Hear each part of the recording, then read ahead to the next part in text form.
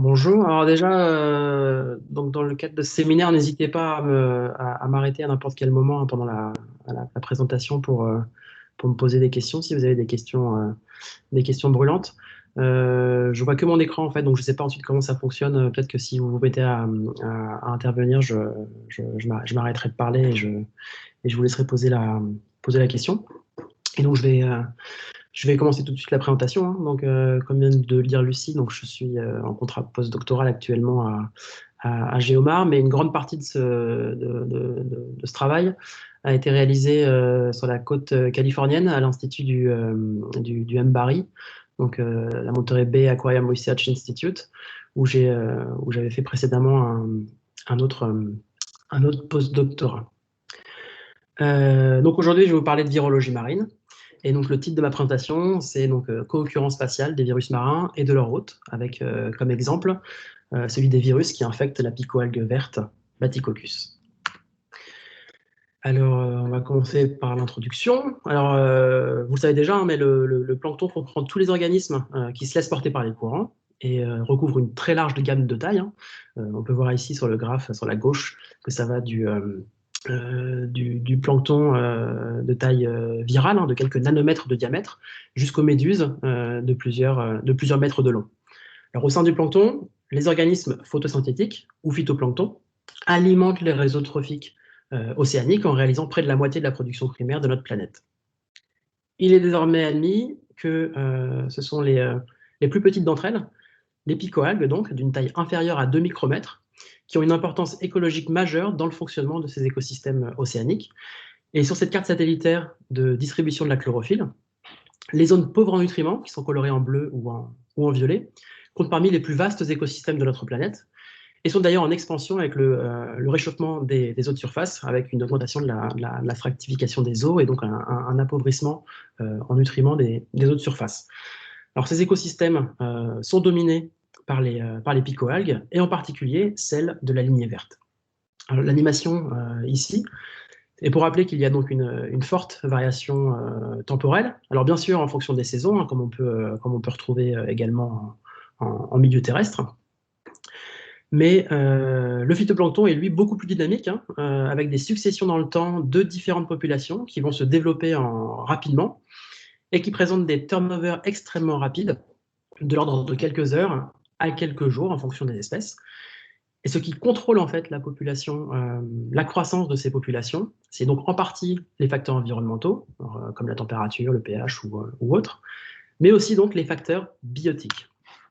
Alors en effet, on peut voir sur cette représentation schématique du réseau trophique marin que les interactions qu'entretient le phytoplancton avec les autres compartiments décident du devenir et de la qualité de la matière au sein des océans.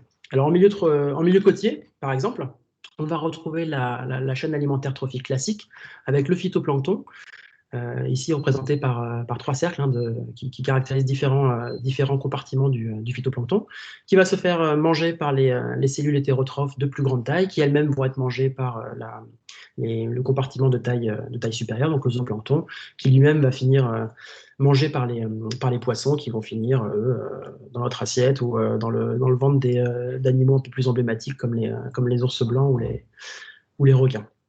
Alors, au large, le système est un petit peu différent, parce que les picoalgues vont être transférées dans le réseau trophique par recyclage de la matière via la boucle microbienne. Alors cette reminéralisation de la matière organique par l'activité bactérienne est en partie en fait le fait des virus qui vont infecter une grande partie de ce petit phytoplancton. Et donc la mortalité du phytoplancton contribue ensuite au recyclage des nutriments par lisse cellulaire.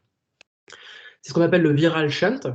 Et il est estimé environ, en termes de quantification de flux, à 150 gigatonnes, je crois, de carbone par an qui transite via cette voie virale, ce viral shunt, ce qui représente à peu près 25% des flux de matière dans l'écosystème marin au large.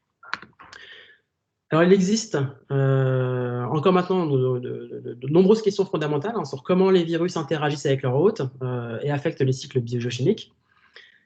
Mais surtout, en fait, on connaît aussi, ça paraît assez dingue, mais on connaît très mal les implications fonctionnelles et écologiques de la diversité génétique des virus.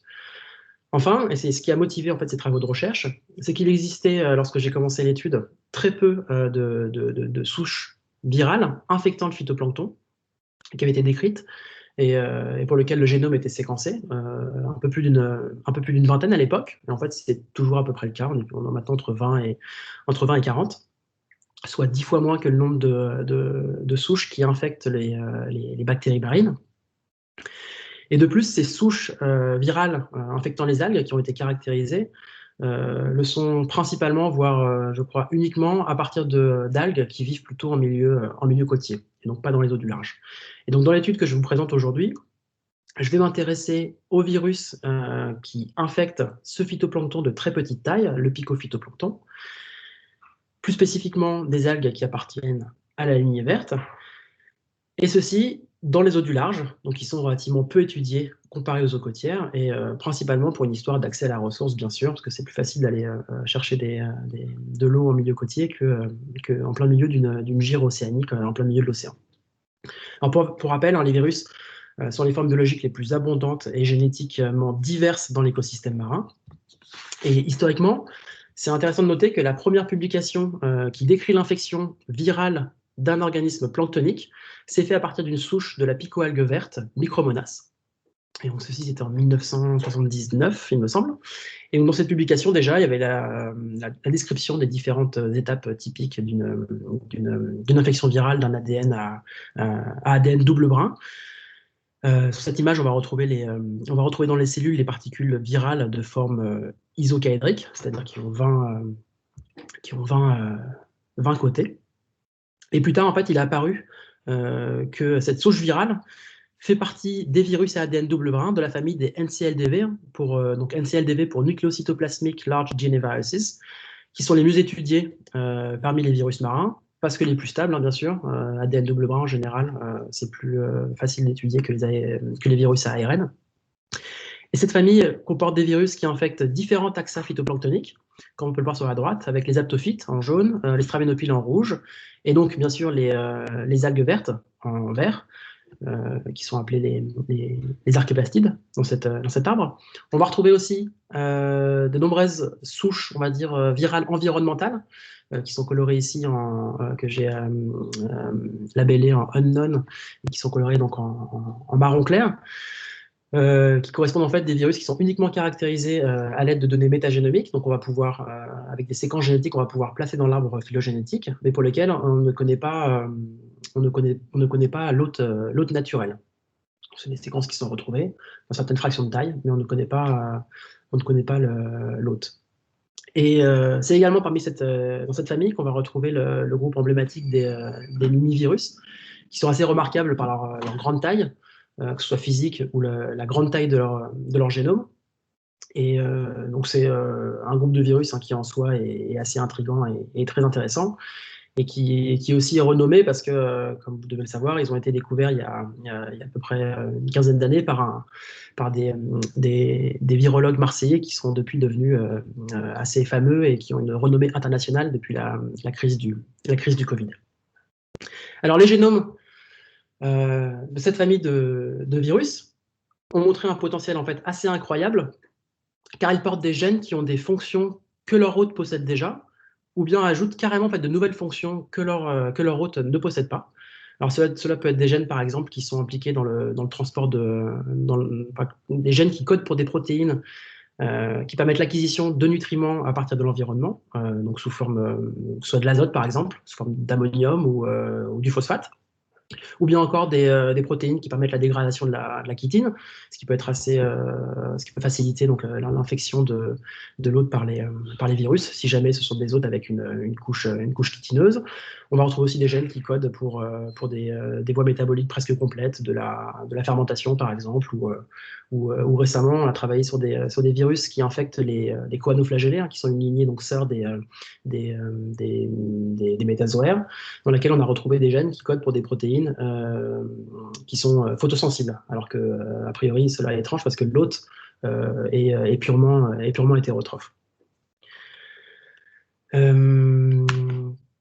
Donc un plan succinct de la présentation que je vais vous faire de ce travail sur les virus des picoalgues. Donc d'abord sur l'eau de Bathycoccus, dans sa diversité, où est-ce qu'on va le retrouver dans les océans.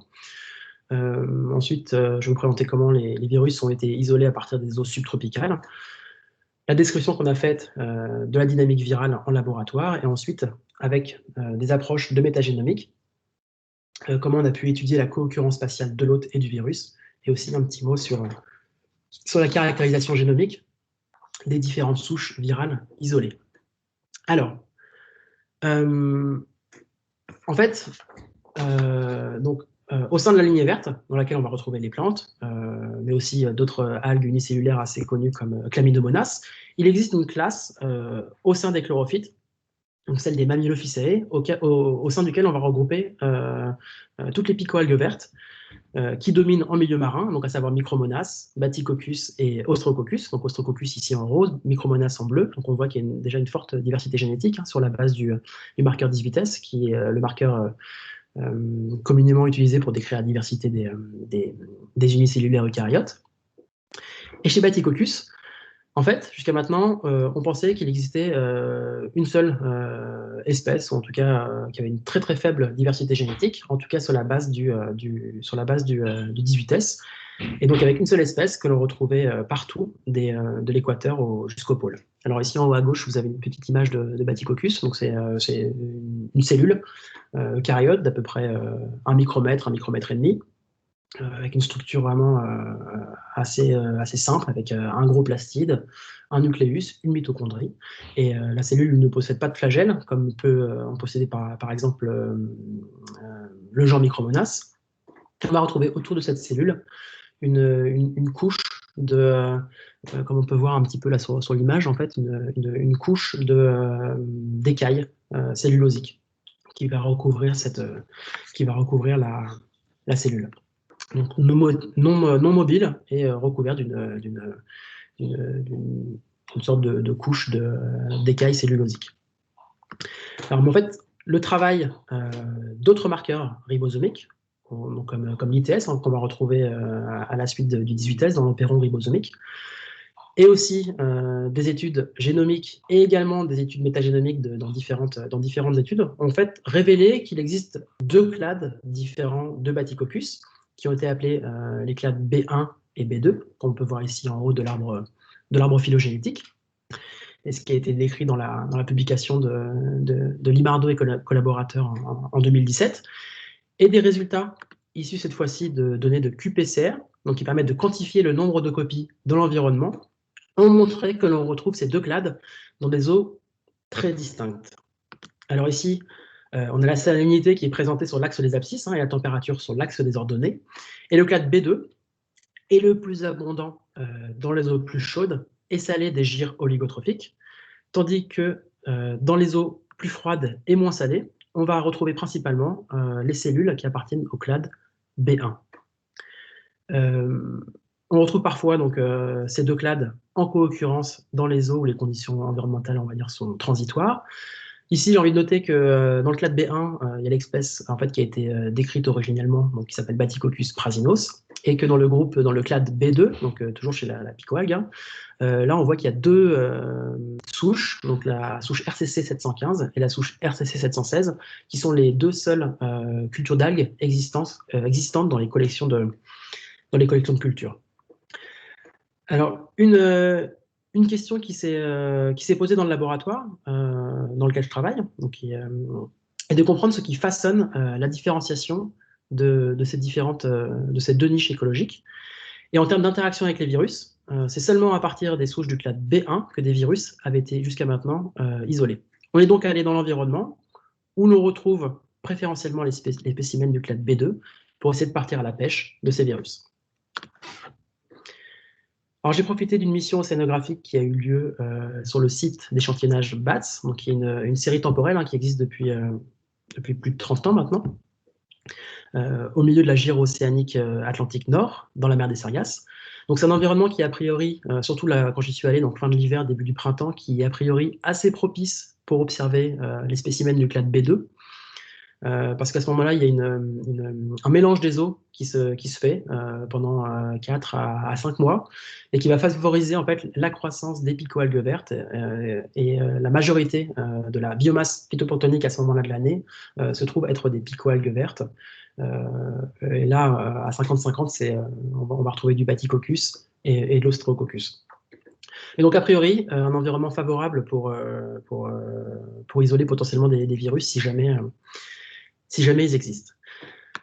Alors, on a employé des techniques assez classiques d'isolement de virus, à savoir préfiltrer avec une certaine gamme de taille d'abord l'eau, ensuite concentrer cette eau en utilisant par ultracentrifugation, et ensuite par dilution Serrier, en utilisant des cultures d'algues en croissance exponentielle, comme un appât en fait, un appât pour isoler le virus si jamais il est présent. Alors ici, je veux juste noter qu'en fait, c'est assez compliqué en fait de cultiver de façon exponentielle des souches d'algues qui poussent de manière préférentiellement en milieu oligotrophique et dans les eaux chaudes, parce que ça implique, on va dire, des conditions de culture qui sont un peu particulières. Et en général, on ne sait pas trop comment ça se passe dans l'environnement, mais en fait, c'est les algues qui poussent moins vite que leur apparenté, que l'on retrouve en milieu côtier. Donc, aujourd'hui, je vous présente des algues, des virus que j'ai isolés à partir de la souche qui vit la souche de Bathycoccus. En fait, j'ai essayé d'isoler des virus chez plein d'autres algues inféodées à ce milieu-là, mais pour lesquelles les cultures ont été assez compliquées, voire un cuisant échec.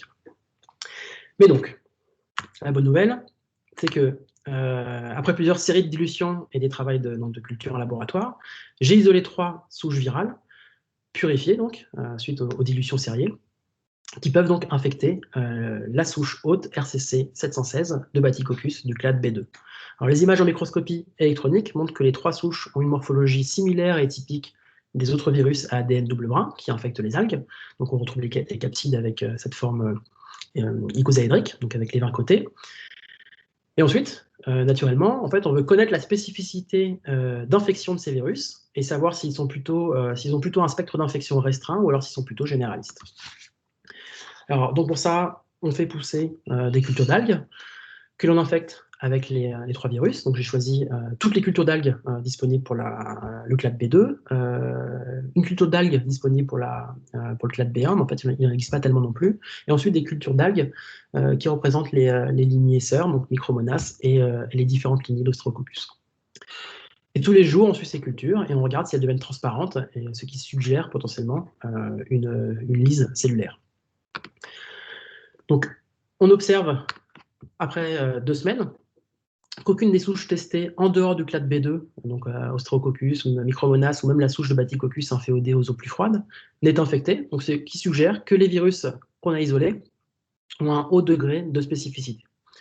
Alors, les 2 souches RCC 715 et RCC 716 sont du clade B2, mais les 3 virus ont des effets différents sur ces cultures, à savoir que le virus B2V1, qui j'ai noté ici en rouge, lise très efficacement les 2 souches algales, mais pour RCC 715, les 2 autres virus ont un effet de lise uniquement en fait en début d'expérience, et après une semaine, on va observer une population résistante qui repousse de nouveau. C'est pour ça que j'ai mis un peu en vert pâle les puits. C'est pour montrer qu'en fait, il y a une repousse au bout de quelques jours, avec potentiellement l'apparition, en tout cas le développement de sous-populations cellulaires qui présentent une résistance à ces virus. Alors c'est en soi en fait un résultat intéressant, parce que ces 2 souches d'algues sont identiques pour les marqueurs moléculaires étudiés, même lorsqu'on étudie les marqueurs hyper variables comme l'ITS. Mais ce qui est intéressant aussi, c'est que les 2 souches ont été isolées à partir du même échantillon d'eau, il y a une vingtaine d'années. Alors après, à savoir, est-ce que c'est de la diversité, on va dire, qui existe de façon naturelle, ou alors si c'est à force de 20 années de culture, on a créé de façon artefactuel de la diversité. On ne sait pas bien, mais en tout cas, en soi, c'est un résultat qui est intéressant parce qu'en fait, il existe donc des différences fines entre ces souches que l'on n'imaginait pas. On a donc cherché ensuite à avoir une vision plus détaillée de l'infection des 2 souches d'algues. Alors, au lieu de simplement regarder cette fois-ci qui meurt ou non après 15 jours, on va échantillonner cette fois-ci les cultures toutes les 2 heures pendant 30 heures pour étudier la dynamique d'infection à haute résolution. Alors pour cela, on va mesurer l'abondance des cellules hôtes et des particules virales à l'aide d'un cytomètre à flux. Alors je passe ici sur la description de l'outil et comment cela fonctionne, parce que je pense que vous avez peut-être dû le voir déjà dans des présentations ou des séminaires précédents. Et ici, ce n'est pas un outil qui est central, on va dire, dans l'acquisition des données, mais c'était juste pour mentionner qu'en fait, cela nous arrive d'utiliser ce cytomètre à flux en milieu marin, directement lors de croisières scientifiques, par exemple, pour compter les virus et les cellules qui sont dans les échantillons environnementaux. Alors ici, vous voyez l'abondance des cellules hôtes sur l'axe des ordonnées et le temps en heure sur l'axe des abscisses. Et on peut voir que 10 heures après l'ajout du virus V1, la population cellulaire commence à diverger de la population contrôle. Alors cela prend un peu plus de temps de voir une diminution de l'abondance pour les 2 autres virus, donc V2 et V3, qui sont colorés ici en orange et en jaune. Et si l'on regarde l'abondance des particules virales, cette fois-ci, du virus V1, il est aussi différent des 2 autres virus, avec une période de latence qui est plus courte, et un plus grand nombre de virions qui est produit par cellule hôte, ce qu'on appelle le burst size.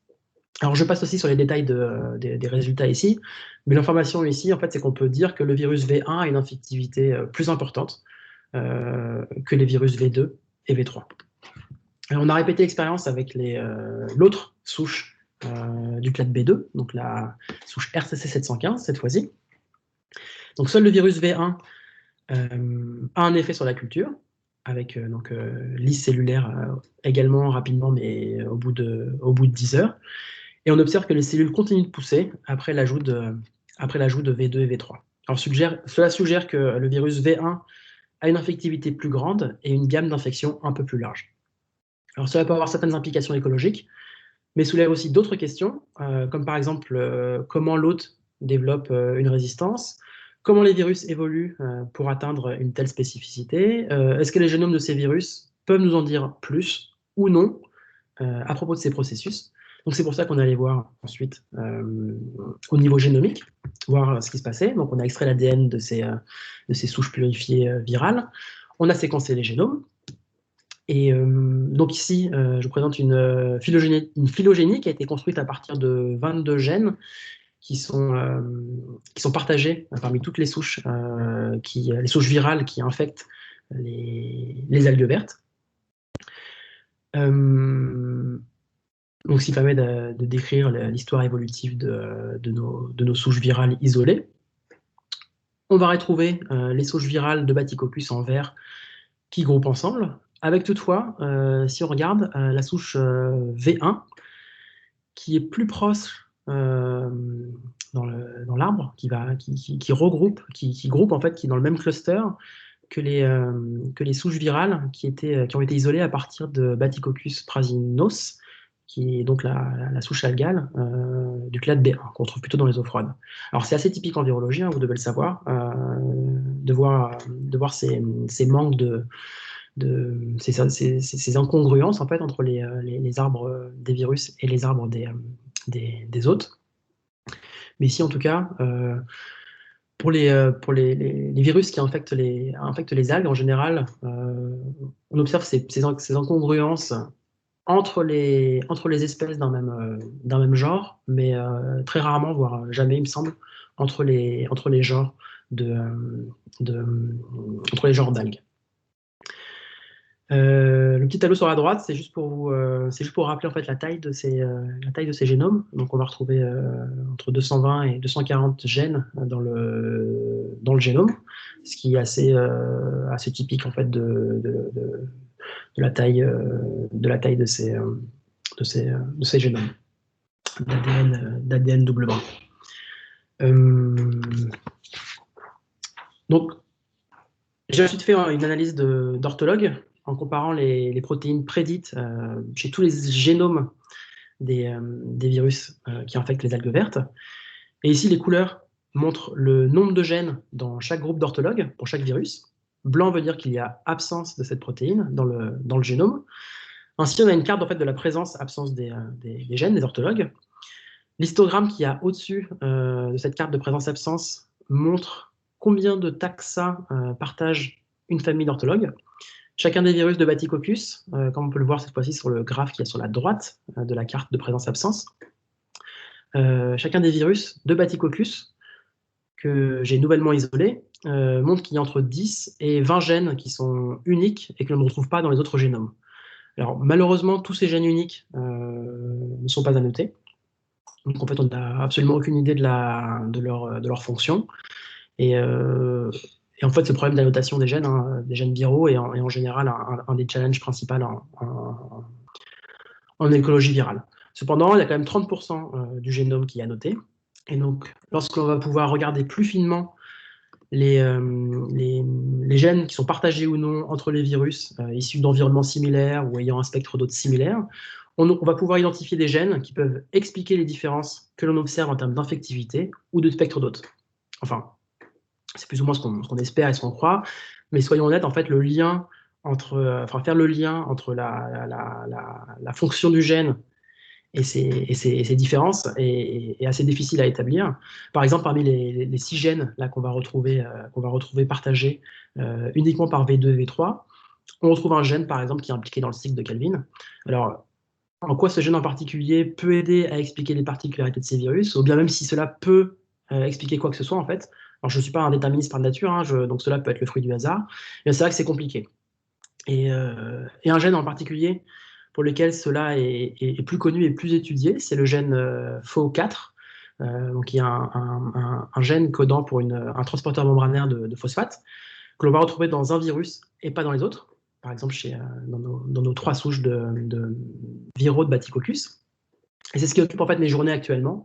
C'est l'étude transcriptomique de ce gène, donc de ce transporteur de phosphate, et comment est-ce qu'il est exprimé lors de l'infection virale, par le virus ou même par l'hôte, parce que c'est cet hôte, l'hôte encode aussi ce transporteur membranaire. Et ce sur quoi je suis en train de travailler actuellement, en fait, c'est de comprendre si cette expression est différentielle en fonction des conditions environnementales. Mais c'est vrai qu'en général, faire le lien entre la fonction d'un gène, comment est-ce qu'il est réparti entre différentes souches et la fonction, et en quoi ça peut expliquer ces différences phénotypiques qu'on observe, c'est assez compliqué, et surtout quand très peu de gènes sont annotés. Alors l'étape suivante, avec toute cette information génomique en fait disponible, que l'on a en main, ça a été de s'intéresser à savoir comment se distribuent les virus qui sont isolés à partir des 2 clades de Bathycoccus.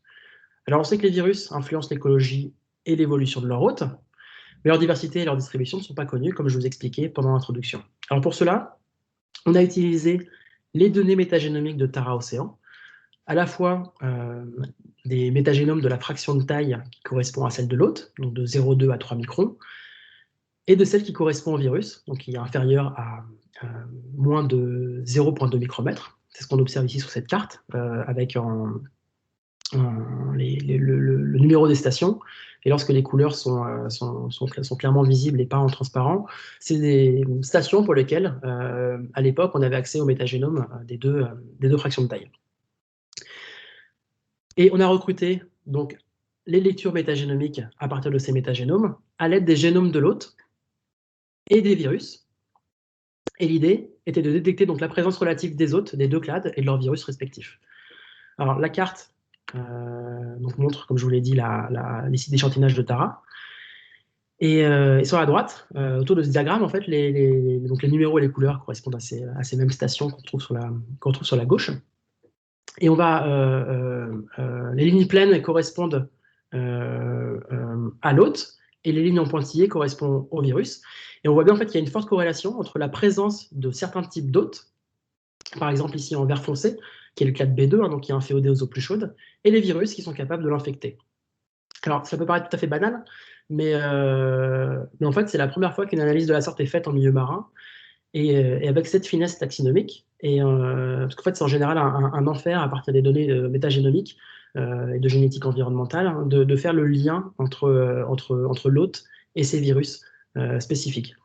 Et si on regarde en fait encore plus finement d'un point de vue taxinomique, puisqu'on a trois génomes de virus, on peut regarder comment chaque souche virale en fait se répartit, car il y a suffisamment en fait de différences génétiques entre les séquences de ces souches virales, avec toujours plus de 5 à 10% de différence au niveau nucléotidique. Et donc on peut commencer en fait à étudier comment les virus vont dominer ou non en fonction de l'environnement échantillonné. Et il est intéressant d'observer que souvent, par exemple pour les virus B2, on va retrouver une co-occurrence de 2, voire même des 3 virus dans un même échantillon. Même si en général, c'est souvent une seule souche virale qui va dominer. Alors l'hypothèse avancée est celle du kill the winner hypothesis, hein, qui est donc en bon français traduit par l'hypothèse de celui qui tue le vainqueur. Et donc en fait, il y a présence dans l'environnement d'une réserve de virus qui présente une certaine variabilité génétique, qui va ensuite pouvoir infecter leur hôte de prédilection quand celui-ci atteint une abondance critique. Alors cette fois-ci, si on s'intéresse à la diversité génétique virale, alors toujours à partir de Tara, on a extrait tous les gènes qui codent pour la polymérase B, donc qui est cette fois-ci le marqueur moléculaire, on va dire, universel qui est utilisé pour décrire les MCLDV. Et on a observé que la moitié des séquences de polymérase B virale de Tara Océan, en fait, sont assignées maintenant comme les 3 souches virales qu'on a isolées à partir des eaux oligotropiques. C'est-à-dire qu'ici, quand on reste sur l'arbre, en fait, en vert, donc la souche B2, V3 et V1, donc B2, V1, B2, V3 et B2, V2, avant cela, c'était des séquences qui étaient donc supposément pouvoir infecter Bathycoccus, parce qu'ils groupaient quand même avec les génomes des Bathycoccus prasinus, mais sans savoir en fait que ces virus-là présentaient une certaine spécificité, et en l'occurrence là une spécificité d'hôte. Donc là, c'est un résultat en soi également intéressant. Alors, en fait, ce qu'on a aussi ajouté, bon, c'est assez anecdotique dans cette étude, mais avec toutes les publications qui avaient été faites au préalable, hein, sur la description des différentes distributions de Bathycoccus en fonction des différents environnements, donc eau chaude d'un côté et on va dire eau froide côtière de l'autre, avec des descriptions aussi sur les différences génomiques de ces 2 souches. On en a profité pour décrire en fait la souche que j'appelle le clade B2 en fait depuis le début de la présentation. On en a profité pour renommer l'espèce et l'appeler Bathycoccus calidus, donc calidus pour chaleur, et donc pour éviter à l'avenir des incompréhensions entre les gens qui travaillent sur Bathycoccus, et pour bien expliquer en fait qu'on travaille bien sur des espèces potentiellement, enfin même des espèces différentes, même sur d'autres critères, si on parle du principe si on se base sur les critères biologiques par exemple de l'espèce. On allait voir au sein des génomes, et on s'est aussi rendu compte que par exemple il n'y avait pas d'observation de recombinaison génétique entre ces 2 espèces. Donc avec confiance, on y est allé et on a renommé l'espèce pour essayer de clarifier un peu la diversité au sein de ce clade. Alors en conclusion, c'était juste pour dire que donc on a isolé 3 nouvelles souches virales qui infectent Bathycoccus. Ces nouvelles souches ont des dynamiques différentes et une très forte spécificité, donc ce qui peut ensuite entraîner des implications écologiques différentes sur l'hôte. On a observé à l'aide des métagénomes une corrélation très serrée entre la distribution des hôtes et leur virus. Et la diversité génétique en fait, observée dans les banques de séquences peuvent enfin être attribuées à un virus décrit. Alors, je remercie très rapidement mes 2 instituts. qui ont financé en grande partie ce travail. Et en l'occurrence, sur cette photo du Warden Lab, mes deux co-auteurs qui ont travaillé notamment sur la description pour AJ, qui est assis sur un tronc, là, pour la description des deux différents clades de Batycoccus, et Charmaine Yang, qui a, elle, fait un gros travail de dynamique virale, et qui a réalisé en grande partie les expériences en laboratoire sur les dynamiques virales avec les deux souches RCC 715 et RCC 716. Alors voilà, je suis ouvert aux questions. Il n'y en a pas eu pendant la présentation. Alors j'ose espérer que c'est parce que c'était hyper clair et qu'il n'y avait pas de questions brûlantes, mais j'en doute. Parce que c'est un peu la première fois que je fais cette présentation sur ce travail, donc je ne suis pas complètement rodé encore. Donc j'attends vos questions. Merci Charles. Alors, moi j'ai trouvé ça hyper clair, hein, mais Ouais. Ok, parfait. Moi aussi. Donc à vous les questions. Enfin moi j'en ai, hein, mais je laisse la parole à d'autres personnes avant. Je veux bien commencer. Vas-y, Je suis la plus vieille, c'est pas difficile. Alors, merci beaucoup de votre présentation. Je connaissais rien du tout enfin, ni au pico-algue verte, parce que ni à ces virus, je les connaissais, mais les pico-algues, je ne connaissais pas beaucoup. J'ai une question sur ces algues d'abord. Est-ce que c'est possible de savoir si elles font des proliférations comme on décrit pour les diatomées, des efflorescences? Est-ce que ça fait aussi ça? Ou c'est réparti partout dans l'océan, c'est très réparti partout, et voilà, je sais pas, je savais pas. Alors oui, c'est répandu partout. Alors donc principalement ces trois grands genres que je présentais, Micromonas, Batycoccus et Ostrococcus. Pour ce qui est des milieux côtiers, alors depuis assez longtemps en fait, ça a été décrit. Micromonas est très abondant parmi le phytoplancton de petite taille, donc de taille inférieure à 3 micromètres. C'est principalement Micromonas qu'on va retrouver. C'est des comptages qui ont été faits à l'époque sur des marquages fiches, mais c'est aussi ce qu'on observe en fait avec des mesures cellulaires en utilisant un cytomètre à flux, par exemple. Et oui, alors ils peuvent produire on va dire des efflorescences ou avoir des pics d'abondance. Alors qu'on ne va pas observer depuis l'espace, hein, comme ça peut se faire pour certaines espèces. Mais ils vont représenter, oui, la majorité des populations, même en termes de biomasse, hein, phytoplanctonique, comme par exemple là, donc, sur ce site d'échantillonnage, là, à Bats, les picoalgues vertes, donc Micromonas et Batycoccus, pendant donc 4 à 5 mois de l'année, représentent 30%, de 20 à 30% de la biomasse algale. Et l'autre partie de la biomasse algale est constituée par les cyanobactéries. Mais oui, bien sûr, on va retrouver ces... Et donc, dans le Tara, vous avez trouvé des stations où il y avait particulièrement ces Batycoccus. Est-ce que c'était lié aussi avec là où vous avez trouvé les virus ou des choses comme ça?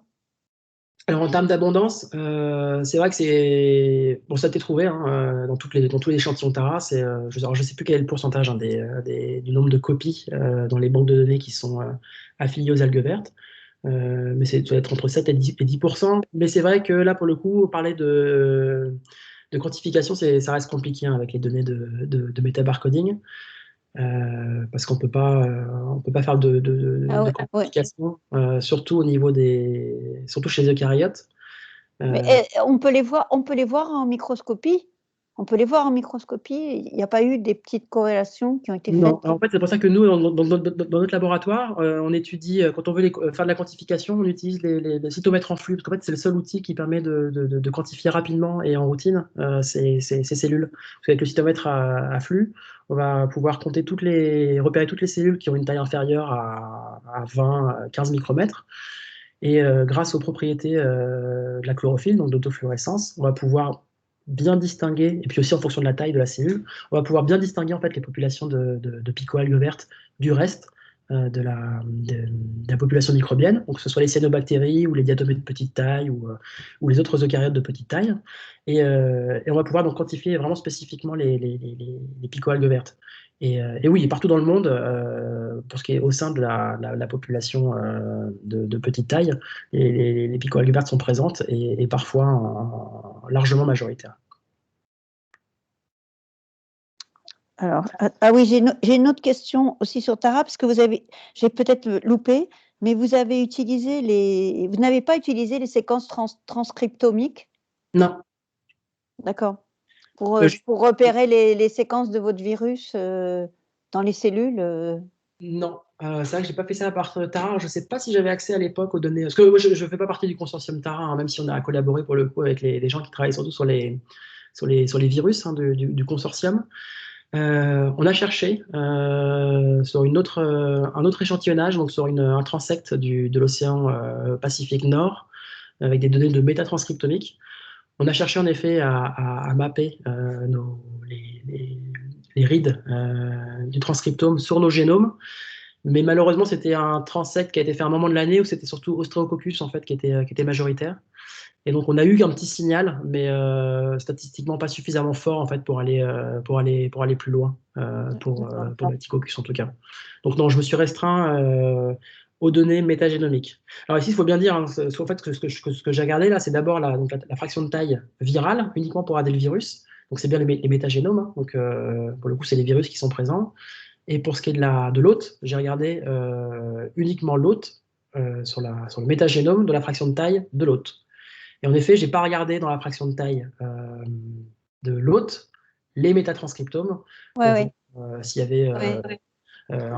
infection ou non, et si oui, si on pouvait déjà commencer à voir au niveau Ouais. des différents gènes, en fait, s'il y avait des expressions différentielles.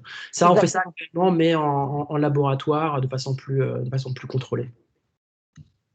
Oui, mais ça serait super de faire en même temps, quoi, de mener en même temps sur un modèle et puis de regarder par rapport au...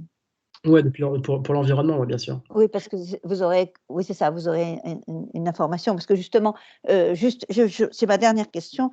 Ouais. Vous avez 240 gènes et j'imagine qu'ils ne sont pas tous exprimés pendant le cycle viral. Pendant le cycle viral, à un moment où, aux données du cycle viral, s'ils sont tous exprimés. Ah oui, d'accord. En laboratoire, en tout cas. Alors après, Ah d'accord, d'accord. Non, justement, je c'était au m'avancerai pas labo. sur le. Mais les picoalgues vertes en général, hein, même l'hôte, on a 10 000 gènes, et que ce soit métatranscriptomes environnementaux ou culture en laboratoire, 99,9% des gènes sont exprimés D'accord. à un moment donné dans le cycle journalier. C'est vraiment des génomes ultra compacts pour ce qui est de l'hôte, hein, par exemple. Bon, je ne me suis pas du tout répandu en effet hein, sur l'écologie ou la génomique des picoalgues vertes, mais en soi, c'est tout un monde très intéressant en fait, d'études de la compaction des génomes et d'efficience moléculaire en termes d'expression. En tous les cas, je vous remercie parce que je trouve ça super intéressant le fait que, en fait, on trouve les mêmes virus dans le Tara. Enfin, c'est super intéressant ça, par rapport à ce que vous avez isolé, que, en fait, c'est très spécifique, quoi. Pour être honnête, c'était très spécifique et puis en fait, on s'attendait pas à une Ah telle oui, oui. différence en fait des données à partir de métagénome qui avait pas du tout, enfin, qui avait été fait dans un contexte complètement différent. Oui, oui. Et juste de C'est faire ce super. lien, ça a été assez drôle en fait d'observer ça. Ouais, c'est passionnant même, hein. Enfin, en soi, c'est passionnant. Merci beaucoup. De rien.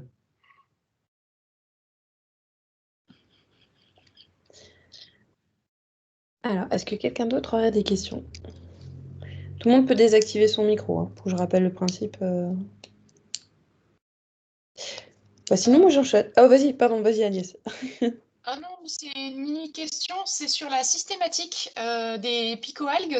À quel point est-ce que on a une idée de la diversité? Est-ce qu'on est très très loin de voir la diversité? Est-ce que finalement on trouve un peu...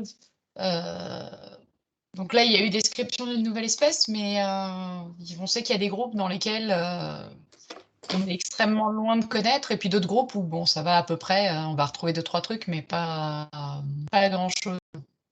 Alors, à mon avis, là, ça dépend du niveau en fait, à laquelle on va se, en fait, du niveau de diversité génomique à laquelle on va se, ouais, on va se placer. Alors, pour l'instant, je pense que pour ce qui est de la diversité, on va dire au sein du groupe des chlorophytes, par exemple, qu'on va retrouver en milieu marin, là, je pense qu'on a, à partir des données de métabarcoding ou de métagénomique, on commence à avoir une bonne vision de la diversité, on va dire, des espèces qu'on trouve, alors que ce soit picoalgues ou des espèces un petit peu plus grandes, hein, qui vont jusqu'à 15 ou 20 micromètres. Mais alors moi, je suis convaincu hein, que si plus on va regarder à l'échelle génomique, plus on va observer de la diversité qu'on va appeler d'abord intraspécifique, et qu'en fait, potentiellement, va se révéler être de la diversité spécifique. C'est-à-dire que en fait, cette diversité génomique va être potentiellement corrélée à des spéciations en cours ou autres, et potentiellement liée à des adaptations aux conditions environnementales. Donc, est-ce que tout est décrit? Alors, loin de là. Et plus on va aller, à mon avis, dans la description des génomes, et ensuite on peut aller à d'autres échelles pour plutôt travailler sur l'acclimatation. Et plus on va observer une diversité importante. Ouais.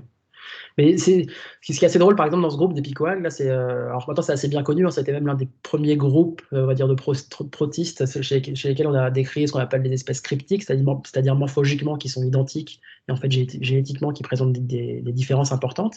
C'était Micromonas. On voit bien qu'il y a plein de clades décrits chez Micromonas. Et chez Bathycoccus, pas du tout, et donc on pensait que c'était vraiment voilà, une sorte d'exception au sein des picoalgues vertes. Et en fait, il suffit de creuser un petit peu, et déjà au niveau de l'océan global, on voit qu'il y a deux espèces assez clairement. Je sais qu'il y a des gens qui travaillent toujours sur les données Tara qui en fait sont en train d'observer qu'il y a une autre espèce qui est plutôt inféodée aux eaux polaires cette fois-ci. Donc ça rajoute encore une espèce.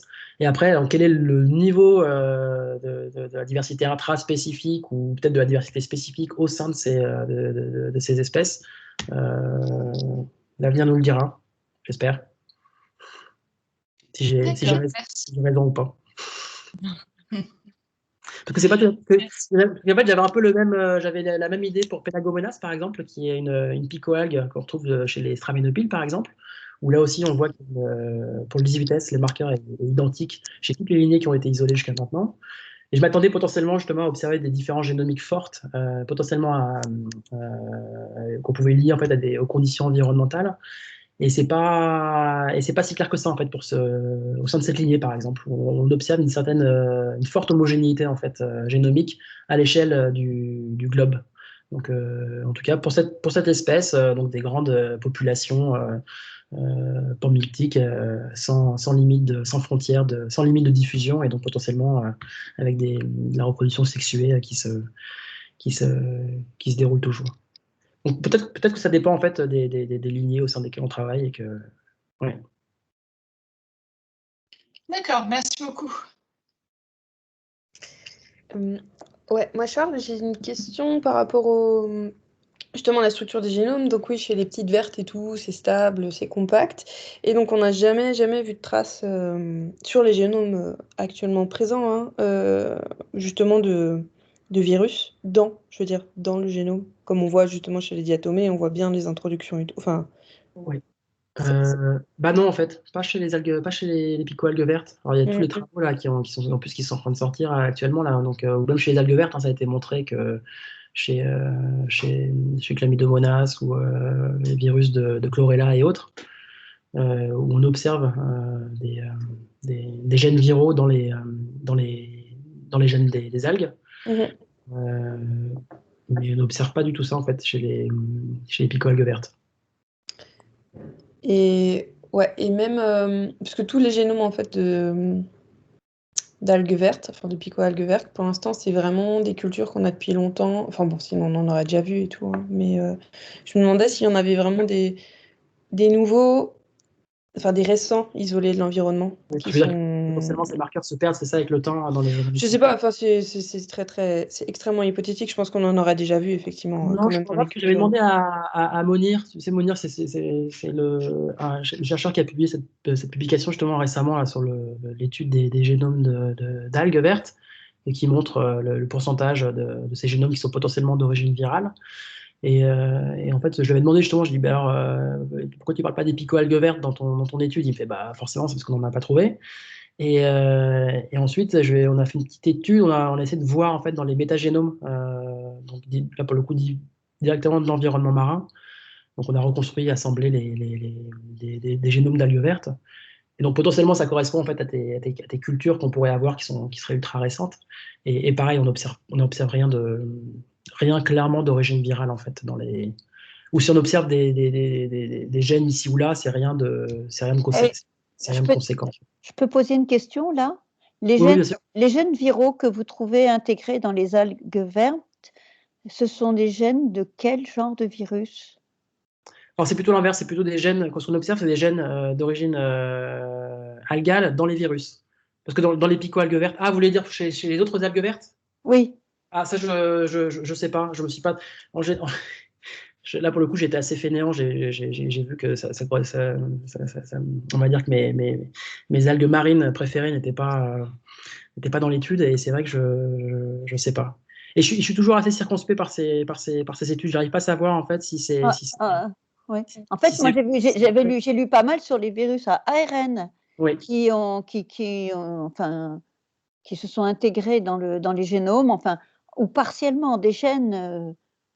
Bon, et ça, c'est aussi bien dans les mammifères que dans les algues, que dans les Ouais, plantes. ça c'est super bien décrit, c'est assez C'est bien clair. décrit, ça c'est clair. Mais Ouais. sur les algues, ça m'a échappé peut-être, mais j'avais pas lu. Non, c'est vrai que j'ai pas. Alors, il y a une publication récente qui fait un peu le point là-dessus, hein, mais en effet, c'est une bonne question en fait. Quelle est l'origine de ces. D'ailleurs, c'est même pas dit qu'on sache, hein. C'est peut-être été regardé dans l'étude, hein, si c'est des gènes qui sont potentiellement d'origine ADN double brin, ADN simple brin ou ARN viral.